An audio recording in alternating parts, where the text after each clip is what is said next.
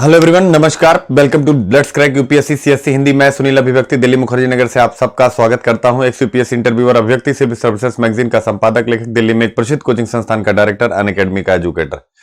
चलिए स्टार्ट करते हैं। आज एक नया टॉपिक आप सबके सामने, बहुत बढ़िया वाला। और वो टॉपिक क्या है? तो टॉपिक है आपका हर्ड इम्यूनिटी। हर्ड इम्यूनिटी यानी झुंड प्रतिरक्षा। तो व्हाट इज हर्ड इम्यूनिटी? झुंड प्रतिरक्षा क्या है? झुंड प्रतिरक्षा क्या है? हर्ड इम्यूनिटी क्या है? काफी पहले आप लोगों ने यह शब्द सुना होगा, मैंने हिंदू की क्लास में भी इसका एक दो बार जिक्र किया है। आज जान लेते हैं ये क्या है कोरोना के रेफरेंस में। तो झुंड प्रतिरक्षा यानी कि जो हर्ड इम्यूनिटी है, ये क्या है? इससे मतलब फ्लॉप मान लिया गया है कोरोना के रेफरेंस में।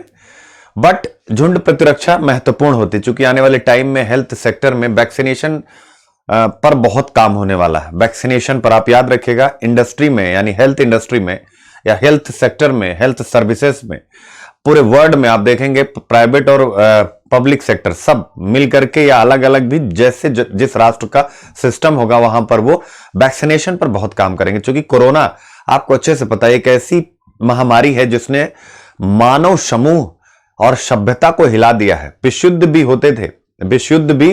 होते थे यानी तब भी जो है उद्योग चलते रहते थे, सिस्टम चलता रहता था, सर्विसेज चलती रहती थी, कृषि चलता रहता था। लेकिन इसने सब ठप कर दिया। लॉकडाउन उसको बोलते हैं।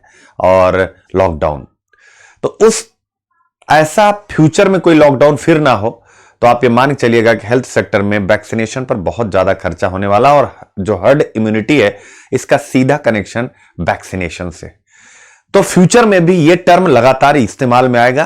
तो आज हम लोग अभी के लिए नहीं, फ्यूचर के लिए पढ़ने जा रहे हैं हर्ड इम्यूनिटी। हर्ड इम्यूनिटी क्या है, क्यों चर्चा में आया, हर्ड इम्यूनिटी क्या है, यह क्यों चर्चा में आया, इसकी यूटिलिटी क्या है, यानी ये कहां तक उपयोगी है हमारे लिए, और इसके बाद इसकी अभी सीमाएं क्या है फ्यूचर के लिए, यानी कोरोना के रेफरेंस में क्या इसकी लिमिटेशंस है, और फ्यूचर में ये कैसे एक बेहतर जो है इम्यून सिस्टम डेवलपमेंट और वैक्सीन का उसके साथ रिलेशन, तो फ्यूचर में इसका रोल क्या हो सकता है, हम इन मुद्दों पर आज बातचीत करेंगे। आइए चलते हैं अपनी क्लास में आज आगे।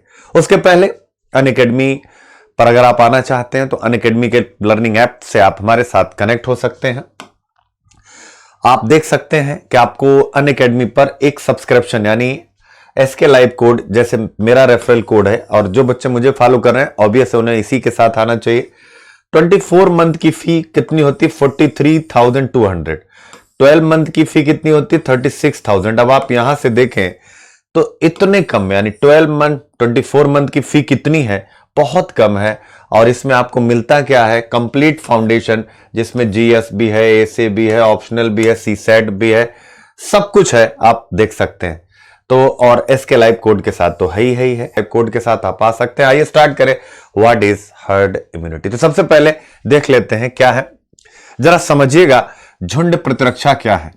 झुंड प्रतिरक्षा संक्रामक रोग, यानी कि जो कंटेजियस डिजीज है, यानी संक्रामक, जो ह्यूमन टू ह्यूमन होती हैं, क्लियर है, ये संक्रामक रोग जो कंटेजियस है, से अप्रत्यक्ष संचरण का से अप्रत्यक्ष संरक्षण का एक रूप, एक माध्यम है, एक रूप है। तो क्या है ये हर्ड इम्यूनिटी? क्या है? कोई भी संक्रामक रोग, जैसे कोरोना, जैसे अभी आजकल क्या चल रहा है, कोरोना है, तो कोरोना से अप्रत्यक्ष संरक्षण का एक रूप है, तरीका है।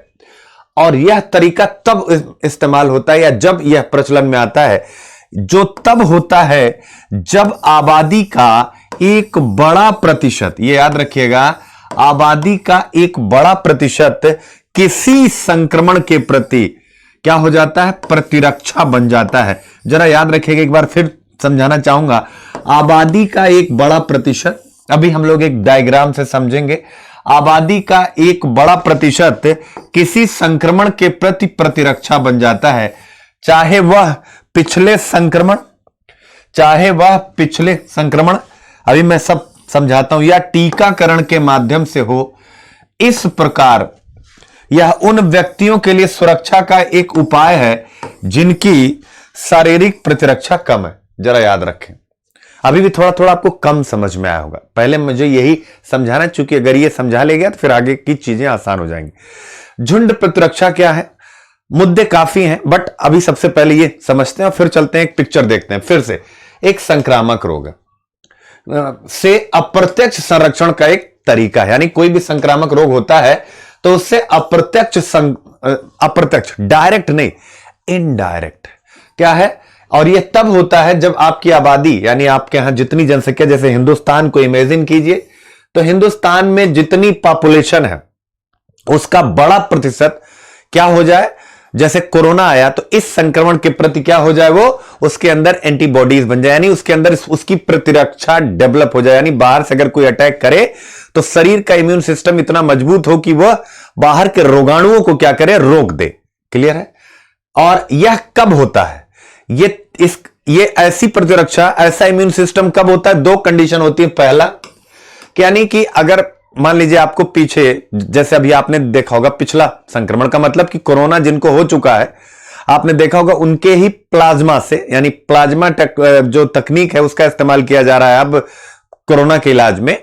तो स्वाभाविक है अगर उनको हो चुका है तो उनके अंदर क्या हो जाता है, एंटीबॉडीज डेवलप हो जाते हैं उस रोग के प्रति। दोबारा कोरोना उनको उस तरीके से अटैक नहीं करता, क्योंकि उनका इम्यून सिस्टम लड़ करके, चाहे कुछ दवाओं के माध्यम से, वो क्या करता है, विजय प्राप्त कर लेता उस रोगाणु के ऊपर। तो जो रोगाणु के ऊपर विजय प्राप्त कर लेता है, तो उस विजयी व्यक्ति की बातचीत हो रही है। तो पिछले संक्रमण, यानी जो जीत चुका है, उसको क्या किया जाए, झुंड प्रतिरक्षण, यानी कि उसे पब्लिकली लोगों के बीच में रहने दिया जाए। कोई भी बीमारी आए तो, कोई भी संकट आएगा तो उसके ऊपर असर नहीं होगा, और ऐसे ही ढेर सारे लोग हो जाए तो आपको अच्छे से पता है फिर जो अटैकिंग वाले हैं उनकी संख्या कम हो जाएगी। या टीकाकरण के माध्यम से हो, या आप सबका वैक्सीनेशन कर दो, तो कोई अटैक होता है रोगाणुओं का तो क्या हो जाएगा, अब इतने लोग हैं, मान लीजिए 25 लोग हैं, 25 लोगों का टीकाकरण हो जाए। अब अगर कोई संक्रामक बीमारी आती है, 10 लोगों का टीकाकरण नहीं है, तो वो क्या करेंगे, इन 25 में के सहारे वो क्या करेंगे, अपने आप को सस्टेन करा पाएंगे। क्यों? क्योंकि फिर इन 25 पर उसका संक्रमण होगा नहीं, और इन पर संक्रमण होगा नहीं तो संक्रमण ज्यादा फैलेगा नहीं। तो वो 10 क्या होंगे, धीरे धीरे इन्हीं के सहारे वो जिंदा रह जाएंगे और उनका सिस्टम में समावेशन हो जाएगा। इस प्रकार यह उन व्यक्तियों के लिए सुरक्षा का एक उपाय है जिनकी शारीरिक प्रतिरक्षा कम है, एक फिगर से इसको जरा फिगर आउट करते हैं। फिर उसके बाद ये है, जैसे मान लीजिए 3 स्थितियां हैं, सिचुएशन 1, सिचुएशन 2 और इसके बाद ये सिचुएशन 3। 3 सिचुएशन में बात करेंगे। सिचुएशन 1 क्या है, ये देखिए, ये ब्लू वाले, not immunised but still healthy. ये इम्यूनाइज्ड मतलब इनका या ना तो वैक्सीनेशन हुआ, यानी टीकाकरण हुआ है किसी भी बीमारी के प्रति, ना तो इनका टीकाकरण हुआ है, ना ही क्या है, ये कोई संक्रामक बीमारी से ग्रस्त रहे हैं कि इनके शरीर में अपने आप पे एंटीबॉडी उत्पन्न हो गया हो, बट ये हेल्दी हैं, अभी भी हेल्दी हैं, मतलब उनका कोई बीमारी से सामना नहीं हुआ, इसलिए उनके अंदर प्रतिरक्षा नहीं आई और उनका वैक्सीनेशन में भी नहीं हुआ, बट हेल्दी हैं। और देखिए इनकी संख्या कितनी है, पूरा ये देखिए आप। अब ये रेड वाले कौन है, not immunised, sick and contiguous. ये वो लोग हैं जिनका प्रतिरक्षा, मतलब इनका प्रतिरक्षा भी मजबूत नहीं है, बीमार भी हैं और संक्रामक है। चूंकि पहला हमला उन्हीं पे हो रहा है, इस प्रकार की संक्रामक बीमारियों का जिनका इम्यून सिस्टम कम होता है, तो आप लोग देख ही रहे, कहा जाता है योगा करो, इम्यून सिस्टम बढ़ाओ, ये सारी चीजें। अब अगर इतने लोग, ध्यान करिएगा, अब क्या होगा पहली स्थिति में, आप देखिए कि पहली स्थिति में ये लोग क्या है, इनका इम्यून सिस्टम अच्छा नहीं है बट स्टिल हेल्दी है, और यहां से 2 लोग जो बहुत ज्यादा मतलब जैसे कोरोना हो गया या कोई भी संक्रामक बीमारी, अब वो 2 यहां आ गए। ऐसे ही तो फैला है ना, ऐसे ही तो कोरोना फैला है। कोई एक इंसान किसी शहर में आया है, भाई यही तो हुआ ना, चाइना से, वुहान से, प्लेन से कोई एक इंडिया में आया, कैरियर हो गया, उसने कितने लोगों को किया, फिर जो और पॉजिटिव आए उन्होंने कितने लोगों को किया जो उनके संपर्क में आए। तो यहां पर यही कहा गया कि फिर ये 2 लोग आएंगे और क्या करेंगे, क्योंकि ये इम्यूनाइज्ड नहीं है, हेल्दी हैं बट इनका इम्यून सिस्टम मजबूत नहीं, तो ये दो ही काफी होंगे इन सब में स्प्रेड करने के लिए। क्या क्या स्प्रेड करने के लिए? उस संक्रामक बीमारी को। और पूरा जो सिनेरियो है ये देखिए, contiguous disease spreads through the population. ये क्या कर जाएगा? ये जनता में फैल जाएगा। क्लियर है? पहली कंडीशन। अब देखिएगा दूसरा वाला येलो, इम्यूनाइज्ड एंड हेल्दी। वो लोग जो वैक्सीनेशन के कारण या इस रोग से विजय प्राप्त करने के कारण, कोई भी रोग, कोरोना या कोई भी संक्रामक बीमारी, हम यहां केवल कोरोना नहीं पढ़ रहे, किसी भी संक्रामक बीमारी से, जैसे आपको पता है चेचक, अगर चिकन पॉक्स हो जाता है तो अगली बार आपके अंदर एंटीबॉडीज आ जाती है। डेंगू हो जाता है तो ये कहा जाता है कि अब आगे क्या हो गया कि डेंगू होने वाला नहीं है, क्योंकि आपके अंदर एक एंटीबॉडी डेवलप हो जाती है जो अगली बार वो अटैक करता है तो उससे वो लड़ करके उसे बाहर कर देता है। That's called immunisation. तो इम्यूनाइज्ड एंड हेल्दी। अब देखिए यहां पर सेकंड में यही बताया गया कि अब देखिए कंडीशन क्या है। ब्लू वाले कौन है? जो हेल्दी है बट इम्यूनाइज्ड नहीं है। और इनके बीच में ये देखिए, ये कौन है? जो सिक है और कंटीजियस है, जो संक्रामक फैला रहे हैं, रेड वाले। बट इनके बीच में अगर ये लोग आ जाएंगे तो ये क्या करेंगे? जैसे मान लीजिए अब ये क्या करेगा? इसको फैलाया, बट इन दोनों के बीच में ये येलो वाला खड़ा है जो इम्यूनाइज्ड है। तो अब अगर ये इसको फैला देता है बट ये आगे इसके पास जाएगा तो कतई नहीं फैला पाएगा। क्यों? क्योंकि वो तो पहले से ही स्ट्रांग है। इसके पास जाएगा तो भी यहां खड़ा है। तो यानी ये येलो वाला क्या करेगा? ये जिसकी इम्यूनिटी मजबूत है वो चैन नहीं बनने देगा। क्या करेगा? वो चैन नहीं बनने देगा, क्योंकि दो से तीसरे में गया तब तक चौथे पे खड़ा है। तो ये क्या करेगा? इसके पास आएगा तो चैन टूट जाएगी, चूंकि इसको होना नहीं है, चूंकि या तो इसका वैक्सीनेशन, टीकाकरण हो चुका है या ये इम्यूनाइज्ड है। कैसे कि एक बार उस बीमारी से बीमार हो चुका है और उसके अंदर वो एंटीबॉडीज डेवलप हो गए।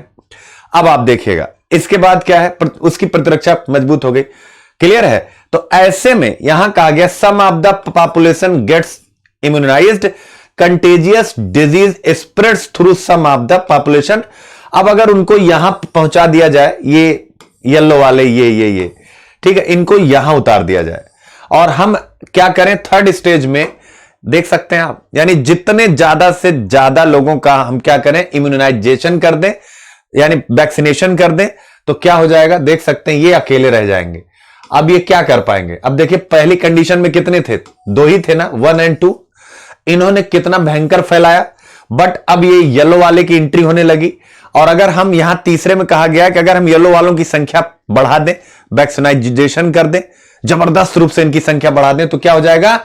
ये दो ऐसे कितना भी कंटीजियस रोग हो, कितना भी संक्रामक हो, ये फैला ही नहीं पाएंगे। चूंकि देख सकते हैं ये जो कौन है जिनका इम्यून मजबूत नहीं, मान लीजिए बच्चे हो, 60+ एज के हो, या हार्ट या डायबिटीज, इन सबके बीमार हो, तो ये येलो वाले सबके प्रतिरक्षा का काम करेंगे और क्या हो जाएगा? कंटीजियस बीमारी फैल नहीं पाएगी और ये सिस्टम निकल करके आएगा। ठीक है ना? मोस्ट ऑफ द पॉपुलेशन अगर हम इम्यूनाइज्ड कर दें तो यही होगा, spread of contiguous diseases contained, उसे रोक दिया जाएगा। ये सिस्टम है और ये कमजोर लोग भी जिनका प्रतिरक्षा मजबूत है वो उनके कारण से सुरक्षित रहेंगे। क्यों? क्योंकि ये यहां तक पहुंच ही नहीं पा रहा है, बीच में इतने येलो वाले हैं। तो आई होप कि आप समझ पाए होंगे डेफिनेशन को आप समझ पाए होंगे कि झुंड प्रतिरक्षा, हर्ड इम्यूनिटी, संक्रामक रोग जैसे कोरोना और ऐसे ही ना जाने और से अप्रत्यक्ष संरक्षण का एक रूप है। इनडायरेक्ट संरक्षण, यानी डायरेक्ट नहीं है।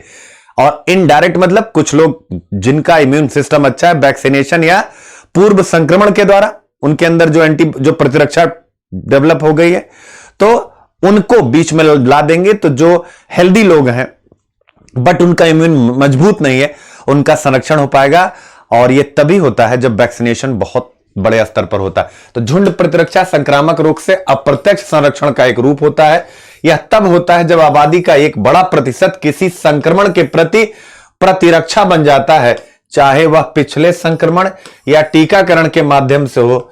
इस प्रकार यह उन व्यक्तियों के लिए सुरक्षा का एक उपाय है जिनकी शारीरिक प्रतिरक्षा कम होती है, यानी जिनकी शारीरिक प्रतिरक्षा कम होती है उनके लिए है ये हर्ड इम्यूनिटी का कॉन्सेप्ट। आई होप समझ गए होंगे हर्ड इम्यूनिटी क्या है, यानी कि जिनकी प्रतिरक्षा कम है उनके संरक्षण के लिए याद रखें कि उन लोगों का इस्तेमाल जिनका वैक्सीनेशन हो चुका है या जो पीछे संक्रमण ले चुके हैं। इनडायरेक्ट रूप से वो क्या करता है, इनके शारीरिक प्रतिरक्षा का काम करता है। अब ये चर्चा में क्यों आया, व्हाई न्यूज सुर्खियों में क्यों रहा, तो आपको पता होगा 12 मार्च को क्या हुआ था, ब्रिटिश सरकार के मुख्य जो वैज्ञानिक सलाहकार हैं उन्होंने अर्ज किया, क्या किया, उन्होंने आग्रह किया सरकार से कि to adopt the option of herd immunity, कि कोरोना से निपटने के लिए हर्ड इम्यूनिटी जो है व्यवस्था को, सिस्टम को अपनाया जाए, जो हर्ड आपने अभी पढ़ा, to deal with the challenges of COVID rapidly spreading in the UK. तो उन्होंने कहा कि ये जिससे कि यूके में इसका तीव्र प्रसार रोका जा सके। अब आपको पिक्चर क्लियर आ रही होगी कि उनके मन में वही पिक्चर रहा होगा, कौन सा वाला, जो अभी आपने देखा कि इतने इम्यूनाइज्ड लोग हो जाएं कि वो संक्रामक वाला क्या करे, उनको फैलाएगा, फैलेगा ही नहीं। उनको अगर फैलता भी है तो उनको दिखाने की भी आवश्यकता नहीं, डॉक्टर वो अपने आप क्या करेगा, अपने आप ही वो बीमारी ठीक हो जाएगी, थोड़ी सी सर्दी जुकाम के लक्षण से। और वैसे कोरोना में 80% मामले तो ऐसे ही होते हैं, आपको पता ही। तो ये था, बट क्या हो गया, 27 मार्च को the British prime minister Boris Johnson tested positive for corona virus. अब ये क्या हो गए, कोरोना वायरस से पॉजिटिव हो गए कौन, British prime minister Boris Johnson. फिर इसके बाद ये माना गया कि ये बिल्कुल फ्लॉड कॉन्सेप्ट था, यानी हर्ड इम्यूनिटी कोरोना में एक फ्लॉप आइडिया था। वो यहां के लिए जो है मजबूत आइडिया नहीं था, मजबूत विचार नहीं था। क्यों, क्योंकि कोरोना की जो संक्रमण की दर है वो बहुत ज्यादा है, यानी वो हाईली कंटीजियस है, अभी तक के सभी प्रकार के वायरसेस से कहीं ज्यादा मजबूत और कहीं ज्यादा मल्टीप्लाई, जितना भी आप कर सकते हैं। और दूसरा भी था, केवल संक्रामक नहीं है, ये डेडली भी है, ये मृत्यु भी इससे होती है और बहुत ज्यादा होती, जैसा कि हम एग्जांपल से देख सकते हैं। तो यहां से पाया गया, आप देख सकते हैं, बोरिस जॉनसन स्टे होम, इनका ट्वीट है, इन्होंने कहा कि मैं घर में हूं, आइसोलेशन है, फिर हॉस्पिटल में गए। हर्ड इम्यूनिटी कैसे काम करती है ये मैंने आपको बहुत अच्छे से समझा दिया है, बताने की आवश्यकता नहीं।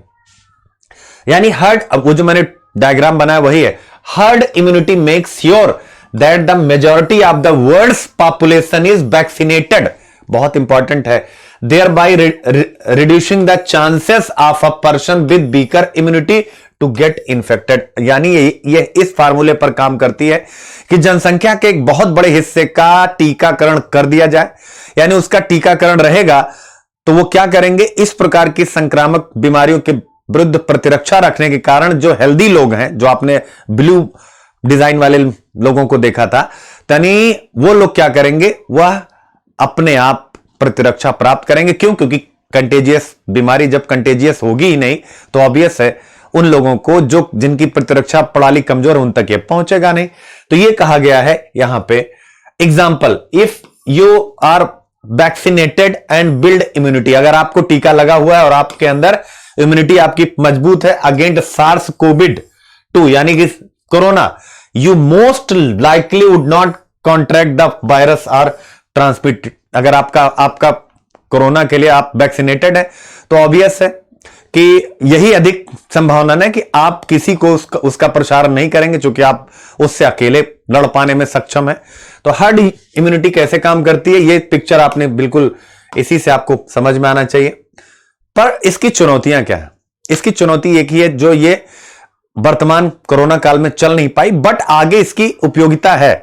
यानी अब वैक्सीनेशन पर खूब काम होगा, मैंने पहले ही बताया। तो जब सारी आबादी वैक्सीनेट हो जाएगी तो कोई संक्रामक बीमारी आती भी है तो क्या होगा, झुंड प्रतिरक्षा, जो अनहेल्दी लोग या जिनका इम्यून सिस्टम कमजोर है ये इतने ज्यादा हो जाएंगे वैक्सीन वाले कि वो उनका संरक्षण कर देंगे। ये है झुंड प्रतिरक्षा की चुनौतियां। तो चुनौती क्या है, ये क्या होता है, ओनली वर्क्स, ये केवल काम करती है if most people in the population are vaccinated. यानी कि आप देखिए जब आपकी जनसंख्या का एक बहुत बड़ा हिस्सा का टीकाकरण हो चुका हो, for example 19 out of every 20 people need to be vaccinated to protect people who are not vaccinated. अब देखिएगा, यानी एग्जाम्पल के लिए 20 में से 19 लोगों को का टीकाकरण होना चाहिए, तब जाकर के एक जिसका टीकाकरण नहीं हुआ है उसको आप सेव कर पाएंगे, जैसा आपने पिक्चर में देखा। तो इसका मतलब है ये तो जबरदस्त टीकाकरण होना चाहिए। तो जो ब्रिटेन के जो चीफ साइंटिफिक एडवाइजर थे, उनकी सलाह आप समझ सकते हैं कितनी कमजोर थी, जिसके कारण से ब्रिटेन को भी लॉकडाउन करने में एक लंबा टाइम लगा और वहां पर भी समस्या आई। ठीक है ना। If people are not vaccinated, herd immunity is not guaranteed to protect them. इसका मतलब अगर वैक्सीनेशन नहीं है तो हर्ड इम्यूनिटी, उनकी सुरक्षा की कोई गारंटी नहीं है, याद रखें। अब अंतिम बात, आई होप कि हर्ड इम्यूनिटी समझ गए होंगे, बट हर्ड इम्यूनिटी टर्मिनोलॉजी हम लोग यूज करेंगे, जैसे भारत का इंद्रधनुष कार्यक्रम है टीकाकरण वाला, वैक्सीनेशन वाला, तो वो उसका भी टारगेट क्या है? हर्ड इम्यूनिटी, यानी सबका टीकाकरण हो जाए और ऑब्वियस है हमें संरक्षण प्राप्त हो। और आपने देखा भी होगा इस समय, हालांकि कोई साइंटिफिक पुष्टि नहीं है, लेकिन कहा जाता है कि जिनको बीसीजी का टीका लगा है, बीबीसी से लेकर सभी लोग इस पर, जिनको बीसीजी का, चूंकि इंडिया में बीसीजी का टीका चलता है, तो जिनको लगा है ट्यूबरक्लोसिस और इन सब का टीका, तो उन देशों में कहा जा रहा है कि इसका इंपैक्ट मृत्यु दर के मामले में कम है। व्हाई? और चूंकि यूएस, यूरोप के राष्ट्रों में यह सब टीका लगता नहीं है, तो वहां कंपलसरी नहीं है, तो ऑब्वियस है वहां पर इशू ज्यादा है। Why herd immunity is not the solution for कोविड-19? तो क्यों नहीं है, यानी क्यों कोविड-19 से निपटने के लिए हर्ड इम्यूनिटी कारगर नहीं है? बिकॉज पहला, अभी तक कोई टीका नहीं है कोविड-19 का, जबकि आपको पता है कि वैक्सीनेशन होना चाहिए। ये बड़े अच्छे संभावना है, जरा समझिएगा। जब वैक्सीनेशन होगा तो क्या आपको लगता है कि आते ही एक एक आदमी को लग जाएगा? जो कंपनियां बनाएंगी उसमें महंगे में बेचेंगी और एक साथ पूरे विश्व को सप्लाई करनी है, तो सप्लाई का शॉर्टेज भी होगा। तो हर्ड इम्यूनिटी महत्वपूर्ण है, यानी फिर लगाया जाएगा, ये यहां लगाया जाएगा कि कैसे कुछ लोग मतलब सशक्त होकर के, और कुछ अनहेल्दी लोगों का, जिनका इम्यून कमजोर है, पहले उनको वो अपने आप सिस्टम में सेव कर देंगे, चैन टूटेगा। तो आप देखेंगे हर्ड इम्यूनिटी का कॉन्सेप्ट इंपॉर्टेंट है, कॉन्सेप्ट में कमी नहीं। अभी तक कोई टीका नहीं है। फिर कोविड-19 के उपचार के लिए एंटीवायरल और अन्य दवाओं के लिए अभी अनुसंधान जारी है। और इसके बाद क्या, डॉक्टरों को अभी तक ठीक से पता नहीं है कि क्यों कुछ लोग गंभीर कोविड-19 विकसित करते हैं जबकि अन्य नहीं करते। कुछ लोगों को गंभीर हो जा रहा है कि उनकी डेथ हो जा रही है, वो चाहे एज कुछ भी हो, बट कुछ लोग होता है कि उनको कुछ भी नहीं, वो आराम से ठीक हो जा रहे हैं। विशेषकर इंडिया में आप देखें 3-4 हजार लोग ठीक हो चुके हैं, मरने वाले 500 से 600 हैं। तो ये यानी अभी इस वायरस के बारे में पता नहीं चल पा रहा है कि इसका कैरेक्टर क्या, वैक्सीनेशन नहीं है, तो ऑब्वियस है हर्ड इम्यूनिटी यहां लगी नहीं सकती। हर्ड इम्यूनिटी वहीं लगेगी जहां पर वैक्सीनेशन हो चुका है, जहां पर उस वायरस के कारणों का पता लग चुका है और उसके बाद उस वायरस के निदान के लिए सारी प्रक्रियाएं वैक्सीनेशन की कंप्लीट की जा चुकी हैं, यानी उसका स्ट्रक्चर सामने है। आई होप आप ये टॉपिक समझ पाए होंगे। अगर समझ पाए होंगे तो सॉल्यूशन बता रहा हूं, फिर आप एक क्वेश्चन लिखिएगा। सॉल्यूशन क्या है? टीकाकरण तो सबसे पहले सबसे सुरक्षित तरीका है। कोरोना से अगर आप निपटना चाहते हैं किसी भी प्रकार की संक्रामक बीमारी से, तो सरकारों को वैक्सीनेशन पर आफ्टर कोविड बहुत ज्यादा, अभी भी इसके बाद भी फोकस करना पड़ेगा। तब तक हम सभी वैक्सीन का इंतजार कर सकते हैं और सोशल डिस्टेंसिंग को मेंटेन कर सकते हैं, सावधानी बरत सकते हैं। आप एक प्रश्न लिख सकते हैं कमेंट बॉक्स में, अच्छा लगेगा मुझे। कोरोना वायरस और हर्ड इम्यूनिटी, आप लिखे हर्ड इम्यूनिटी क्या है, हर्ड इम्यूनिटी क्या है, यह किस प्रकार से काम करती है। दैट्स इट, बस इतना, यह किस प्रकार से काम करती है। और इशारा है संक्रामक बीमारी को ही ध्यान में रख करके आंसर लिखना। आई होप आप समझ गए होंगे।